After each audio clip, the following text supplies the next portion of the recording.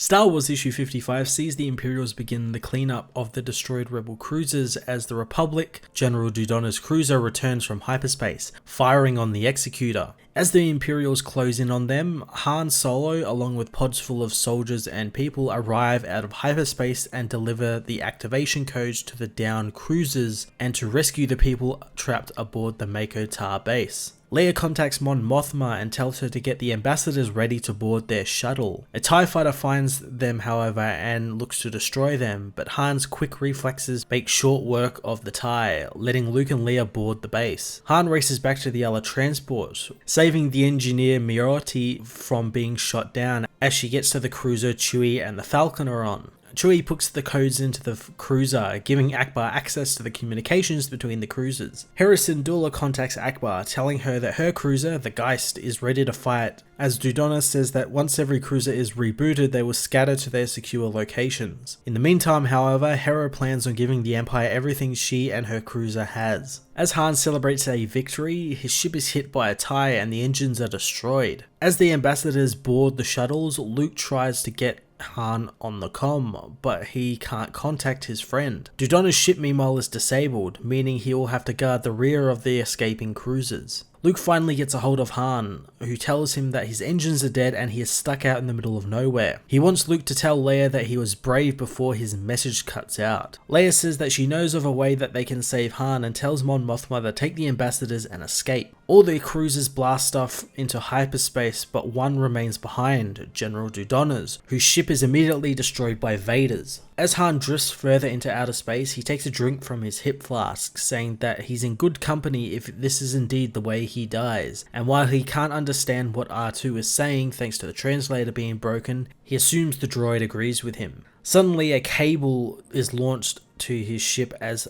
Luke and Leia arrive in a fighter transport, bringing Han aboard as TIEs follow after them, blowing out their engines. The transport, however, manages to make it to hyperspace, but they won't get far as their engines have been destroyed. Landing on Korosi 7, Mon Mothma contacts the trio, telling them that the three will receive promotions. Leia is to become a general, Luke a commander, and Han a colonel. Mothma says the reason for this is because the Rebel command has been decimated and every person qualified to step forward is being made to. Han doesn't really want to be a colonel, but Mothma says that Han is a leader, rank or not.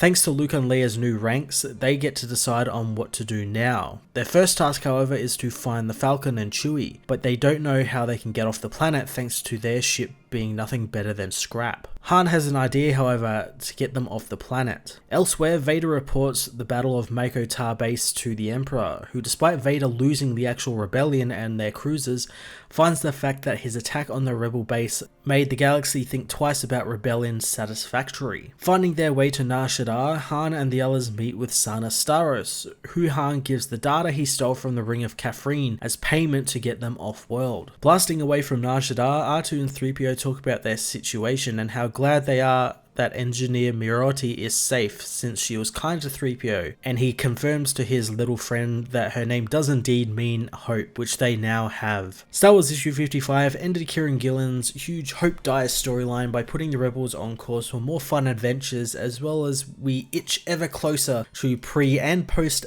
Empire Strikes Back storylines. I feel like in the entire book's run, this one arc has been the most blockbuster-ish and has a grand scale to it. I also like that it focused on our three main heroes and not just one particular one of them, like how the Jedi arc kind of focused more on Luke since it was more Force orientated. Luke, Leia and Han all got something to do throughout this arc, which was really cool, and even the droids got in on the action a little bit as well, which was really cool. I'm excited about the next arc because we're finally getting a new artist on the book, so hopefully we'll get an artist with a bit more energy than Salvatore LaRocca has at the moment, so I can't wait to see what they bring to the table design wise. I'm going to give this issue a 9 out of 10.